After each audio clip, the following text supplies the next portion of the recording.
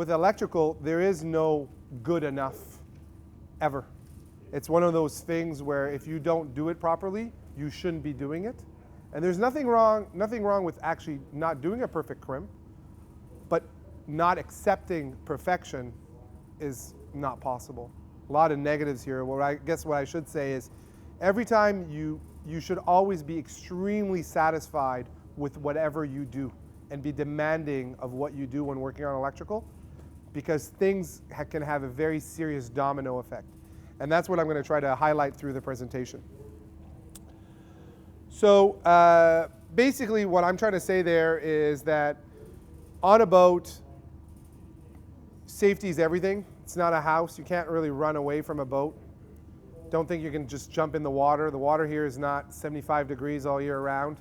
You jump in 55-degree water, it's pretty serious. And so on a boat, you want to prevent fires, not have to deal with them when it happens. You got to remember there's big differences between land electrical codes and marine electrical codes. So think about that whenever you're wiring, whatever expertise you had in working on your home or your cottage, just think maybe you want to read up a little bit about how things are different. They're similar, but different. These are sort of examples of things that we see out with, do-it-yourself installations. We saw that actually last year. On the left here, you've got a smart plug. And that actually, believe it or not, is an engineer did this. An engineer at a pretty reputable club, an engineer who still works, an engineer who has enough disposable income to know better. And the engineer had this predisposition, and I'm an engineer too, to just be satisfied with making it work. Get it done. Do it. And all those types of adages are, if anyone ever said that when I was hiring, they would be like almost escorted. I mean, I wouldn't even finish the interview. There is no get it done. There's none of that electrically.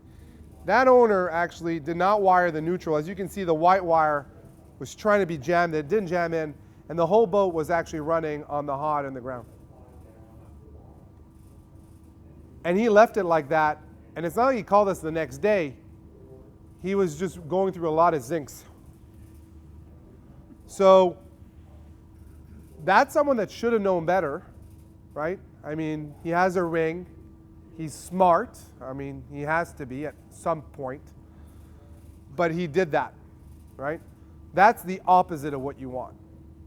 Here's another person. This is a cigarette lighter. And look what they did. It's hard, right? Can't be bothered, can't see it. Just want to get it done.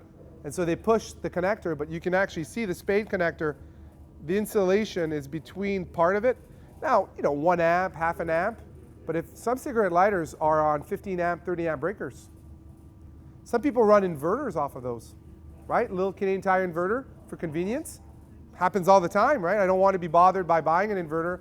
I'm not going to pay someone to install one. I was at Canadian Tire, I saw an inverter, I got it, put it on board. Now you're drawing 20, 30 amps. Imagine drawing 30 amps off of that connection. Not for long. Nope, not for long. So basically what the point, it's not fear-mongering, but it kind of is that in electrical, there's just this, like if you deal with an accountant, you don't want to deal with an accountant that moves decimal points left and right and says, well, what's the big deal? I mean, it's still the same numbers of numbers. I just moved the decimal 2 places to the right or to the left. You can't be an accountant and not be absolutely crazy about doing everything absolutely right. And with electrical, it's exactly the same thing. And on top of it, if you do a bad crimp, these are the sort of things that you can actually start experiencing. And the worst is not when something doesn't work, because that's pretty obvious, right? And those are the easy things to troubleshoot. You do something, it's not working, you'll keep doing it until it works. The bigger problems that we see out in the field is people do something, it works, but what they don't understand is it's working right now within the current situation that they're doing. Like they might have done the connection, for example, on the cigarette lighter outlet, and it works for 1 amp. But as soon as they load it up to more, it's going to be a problem. So working and not working is kind of shades of gray. It really depends. Is it stress tested? Did you do a good crimp when really the charger's running at full throttle? It's one thing to have a charger plugged in and do flow charging. It's only outputting maybe an amp, half an amp. But what happens when the charger goes to full throttle, 40 amps? Is the connection that you did for that charger going to be able to handle 40 amps? And that's really important. This is sort of stuff, I mean, it's inexcusable, for example, the photo on the right, that someone would have actually be satisfied, and they're actually noticed, they're taking the time to grease this connection, right? I mean, somebody laughed, but it's kind of, it's almost to the point of not being funny. But if you're going to do a connection, you can't walk away. I mean, it's fine to screw up and not making the wire short enough, and Gareth and Eric are going to show you on how to make sure that the wire length is proper. But you can't do that and expect it. You've got to redo it. Do it again. You know, cut the wire, cut it to proper length. And you want to have that level of desire to do things right. So we've often seen situations where you can have a bad connection that under high loads, it's not just going to stop working. Because it's a high resistive connection under high current, it's actually going to start making things so hot that I've seen breakers melt, like large, big breakers melt. And they don't just melt the breaker they're on, they're melting breakers beside it, right? So you can actually cause a fire through resistance, right? That's what it is. I mean, you're pushing all this current, and then all that current can't go through, and so it's getting hotter, and as it gets hotter, it's more resistive, and this vicious cycle, and it dominoes to the point where something plasticky around there is going to catch on fire, because it's not all metal. The other thing that's also very scary about that is, don't think that because you have a breaker somewhere in the circuit, that if you've got a bad connection, the breaker's going to trip, right? We see that all the time with shore power connections. Shore power connections are the most prevalent form for boat fires, by far. And remember, there's a 30 amp breaker probably on the boat, or 50 amp. There's one on the pedestal. There's a breaker on either side, right? And these boats are catching on fire through a bad connection, right? Generally in the winter when the heaters are running. And none of the breakers are going to trip. So a bad connection is not going to be saved by having a thermal breaker at either end or a fuse. Because the amount of current through it is still within normal operating range, is now the connection is not able to handle 20 amps or 30 amps or 50 amps. And so that's going to cause a fire. Another example, if you choose not to use insulated terminals, just put it on your list that you're going to revisit those terminals sooner rather than later. And here's an example of a wire that literally fell off a fuse holder. Right? If they would have used an insulated terminal, as we're going to be showing here in the demo, it's very unlikely that would happen. So what's the formula for success? You know, if you're out there, and I remember being an engineer working on my own boat, all the tools are out there to do the right thing, because there's a lot of people sharing knowledge and educating and wanting people to succeed at doing electrical on their boats. So the first thing you want to make sure is that you basically, this is something we do ourselves at PYS, is you always want to make sure you use marine wiring. And what that means is you're not going to use bare copper wiring. Forget having solid strand. I mean, that's just crazy. I'm talking about welding wire and all that other things that looks really inexpensive and it's so tempting to buy. Don't do it. Just don't do it. Because a welder does not put his cable in a boat and pull it through and think that he's going to leave that cable there for 30 years or 40 years. A welder doesn't have pride in his cables and say to himself, gee, baby, I bought those cables 20 years ago. I'm really going to keep them forever.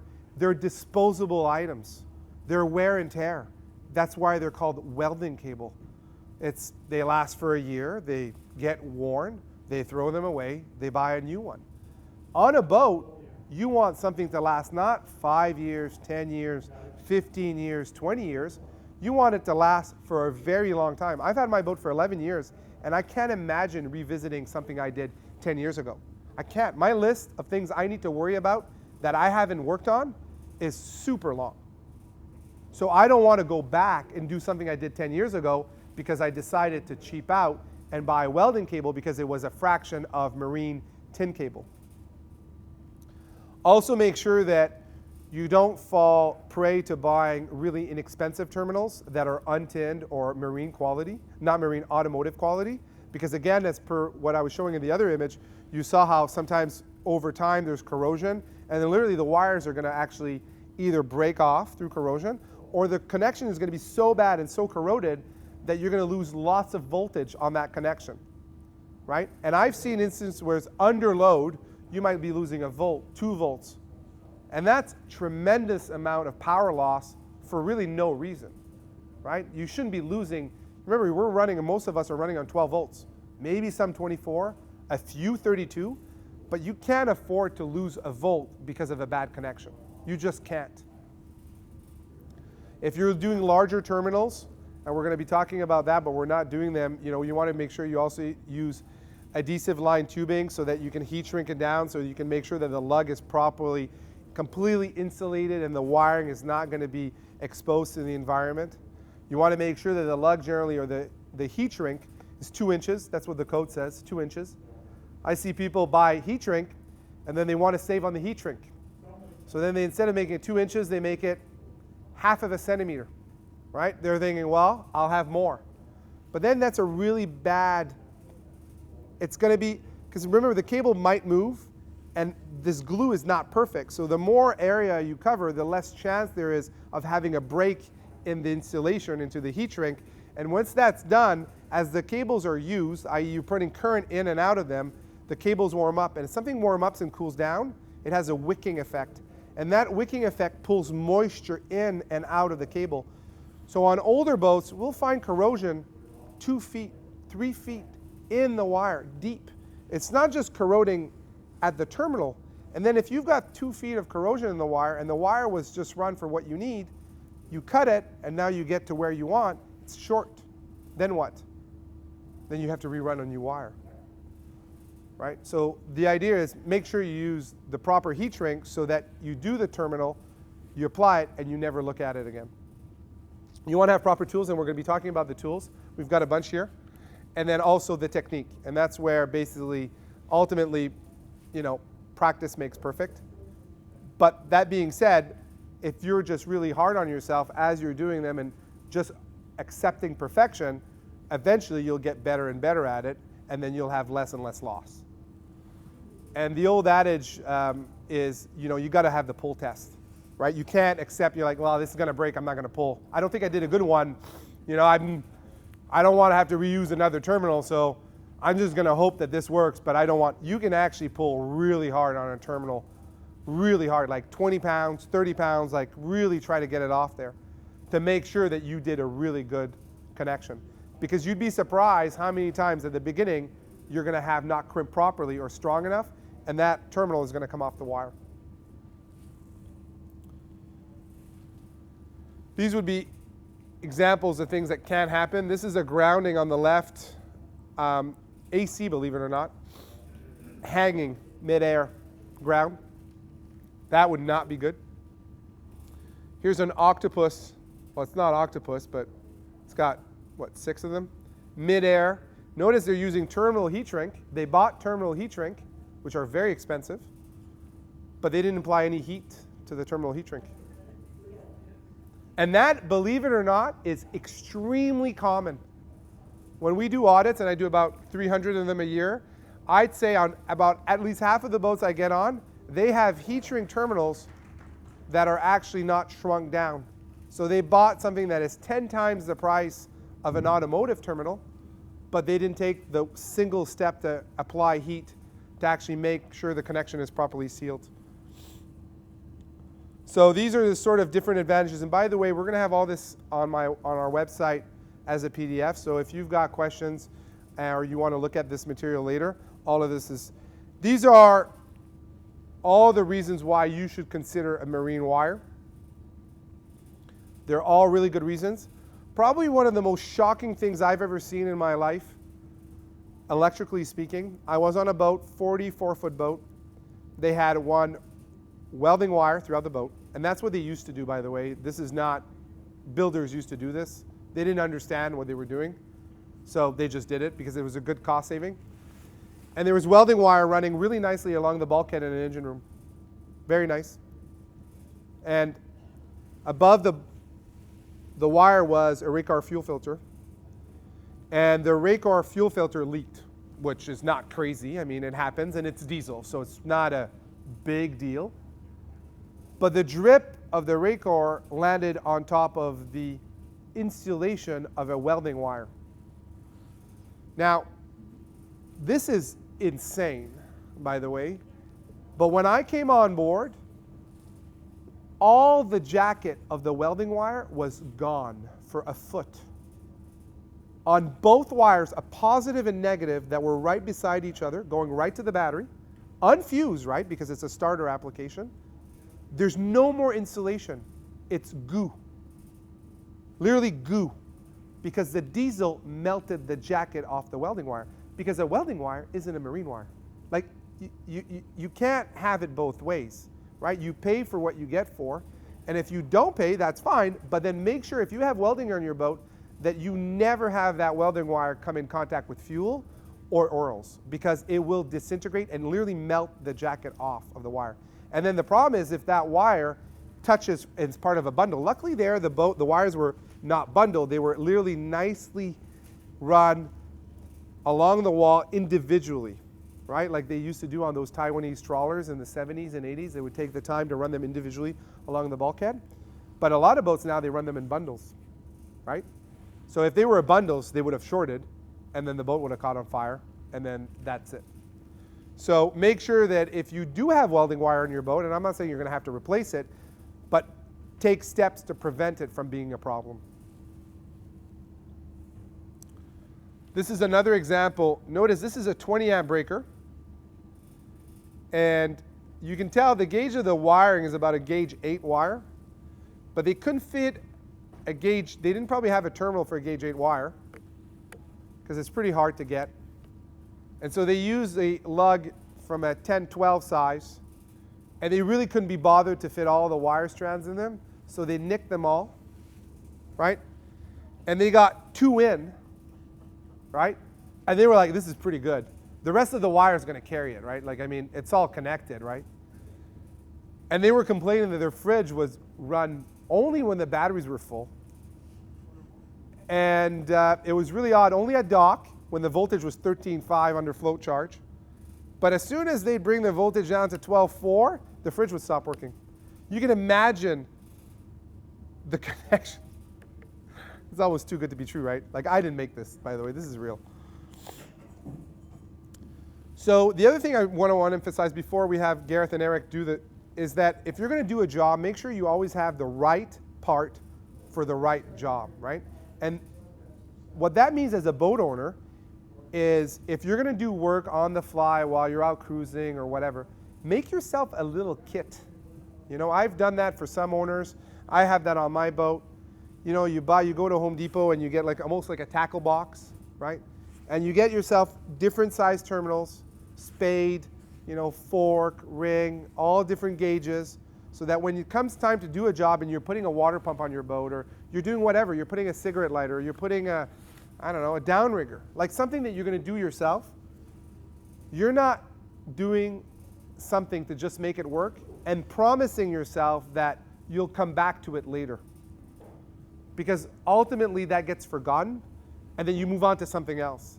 And then you end up doing something where you're compromising, right, the electrical on your boat. So if you have all the little right pieces, it's going to make it easy to fix a water pump. You know, a water pump dies. You got to change it out again. Make sure you have all different size butt connectors, right? Or, you know, a spade connector, or a fork, or a ring. Have different ring sizes, right? So you need, like, if you're going to really do this, you need probably 30 different type of connectors. You don't need all of them in terms of massive quantities, but maybe have 5 of each. And then when the job comes, you've got the right part for the right work. Really big fan. In our shop, we only use heat shrink. If you're going to use nylon, they're definitely easier to crimp, but make sure you buy a really good one that doesn't actually split. Like some are really, really cheap, and if you crimp them, they actually split right open. So make sure that whatever terminals you use, you inspect it afterwards, and if it was really too good to be true in terms of a price, and you really got an amazing deal, and it was so good, just really worry that you basically didn't compromise on the quality of the connector.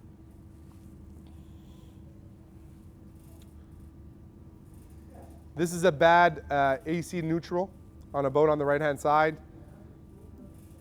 This is an AC outlet on that burnt because of a loose connection, both of them. These are different things that you got to look for when you're doing adhesive line tubing. I always color code everything. I think it's a good idea. These are examples of bad crimps. Look, the wire actually melts, and the breaker doesn't trip. Generally, to be honest, it's the Admiral that smells it first. Guys have a really bad sense of smell. They just do. Women there's just more acute sense of smell. And generally it's always, and the guys are like, I don't really smell it. And I was like, no, I think I smell burning, right? And generally that's how it is. My wife smells something, I don't. And I'm like, oh my God. Shut the AC, turn down the batteries, and then I reroute someone to go down. And this is what you end up finding. So these are different type of wire strippers. We have a bunch in the back. These are different type of crimpers. You should have probably one of each. The one on the right-hand side is really good for insulated. And then you have the double crimp ratchet tool. That's really good for the nylon. And I guess when Gareth and Eric show you, basically, you've got to choose what type of connector you're going to have, right? You got to remove the right amount of insulation. And if you screw it up, cut the wire again, redo the right amount of insulation. You don't want to make sure you don't have too little, not too much, right? You need the right amount. Make sure all the strands go in, right? So Gareth's going to show that. Make sure you have the right terminal or the right tool for the terminal. Crimp the right amount. If it's a ratchet crimp, it's pretty easy because it actually tells you when it's the right amount. If it's just a simple crimper, you've got to assess it over time because you'll do not enough, you'll pull it away. You do too much, you'll actually break the terminal. So you got to be able, and remember, the most important thing is doing a pull test. You should always test every connection that you do on a wire. And I guess what I'm trying to highlight there is that you have to be detail oriented. So if it's not something you're really good at, well, it's something to work at. But care about the details because a panel or your connections should look something like that, right? And if it doesn't, it's fine. Most of us, my boat was certainly not like that when I got my boat. But strive for that. Over time, shoot for that. And then that makes it really dead easy for troubleshooting. When you're going to be out in Desolation Sound or Gulf Islands, and it's not even about calling a technician. It might be another boater beside you. And the other boater is kind of knowledgeable. But if it looks like a rat's nest, it's going to be really hard for that person to invest himself for hours on your boat to figure out the rat's nest and figure out what's wrong. If it looks like that and there's a schematic and everything's labeled, it's inspiring because now the job looks like it's only going to be half an hour to help you out, not an afternoon. So it makes it easy for other people to help you when they come in and they come on your boat and everything's clean and organized because then you can clearly see where things are good and where things are bad or things are misplaced, right? Chaos is natural, order isn't. Same thing with engines, right? They say cleanliness is godliness on an engine. Right? That's one of his expressions, Nigel Calder. I believe it, right? Because then you see oil. If your engine is covered in dust, if there's a leak, you're not going to notice it. But if it's spotless, and then you start seeing fuel leak or you see starting to shine, then you've got a gas leak, you're going to be like, oh, why is it shiny there? Well, it shouldn't have a sheen. Oh, there's a diesel leak. Oh, my injectors are leaking. Oh, I didn't. Right? You're going to catch stuff much easier. Same thing with electrical. All right, so we're going to go to see the guys, but we're going to go over to Gareth and Eric, and they're going to show us how they're doing proper crimps. 1/4 of an inch to be in the actual thing. So if you put that inside, you're going to have that butt exposed. These are heat shrink ones, so it would cover that, but ideally you want that to be a little bit shorter. So it's still sticking out almost the same amount as what's there in the crimp part. So we'd cut that back down a little bit more. Re-twist it in. Make sure you don't bunch them up too much, because if you turn it too much and you're trying to get it in here, you're going to get your strands failing out, and when you heat shrink down, if you do it too hot, they'll actually come through your heat shrink. So just get them in there. See, like that one there, it's pushing out.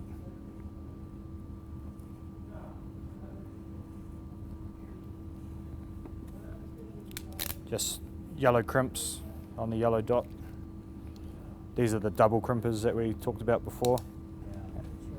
So yeah, these are some like cheaper crimpers that is basically you pinch it down, but you'll split the housing of it and get corrosion from that kind of thing. So then just a little gas torch. If you've got a gasoline boat, obviously don't use one of these in your engine room.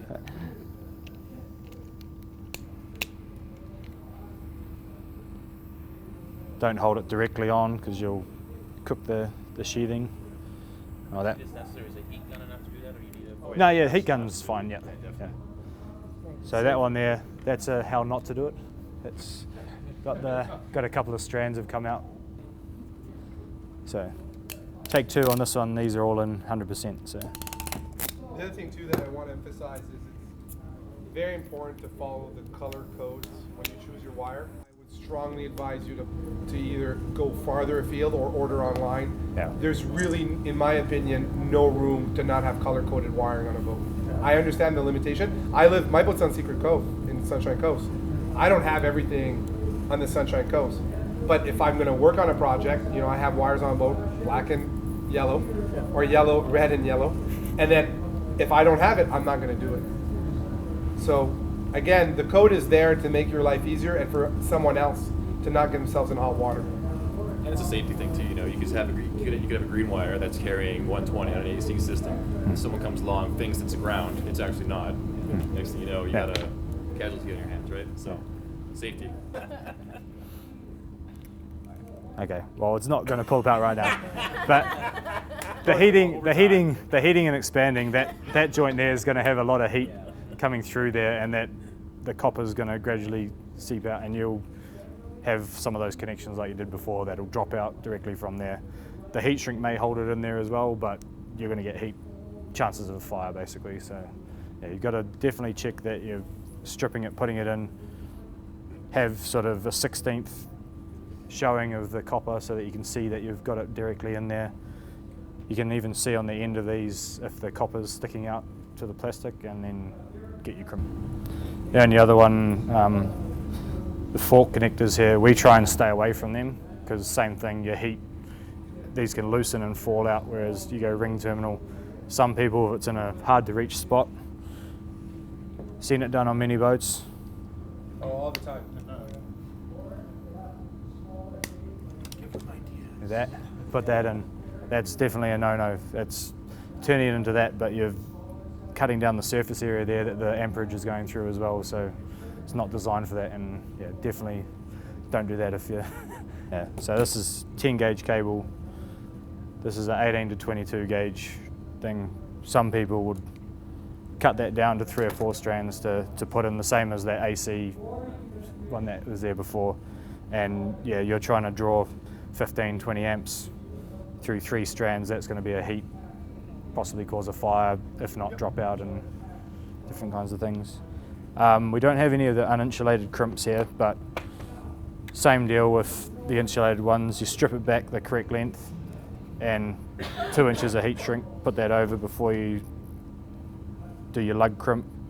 You would crimp that on, slide that right back over up to the same point as what it is on these, and then heat shrink nice and evenly over. Don't burn the heat shrink so it splits open or wets the integrity of the heat shrink itself. Your different wire strippers, like these ones will automatically just crimp down to the size of cable you have, but if you have some of the other types, don't try and strip a 10 gauge wire with size 18 or something like that, because you'll damage the cores inside, and obviously same thing, create the heat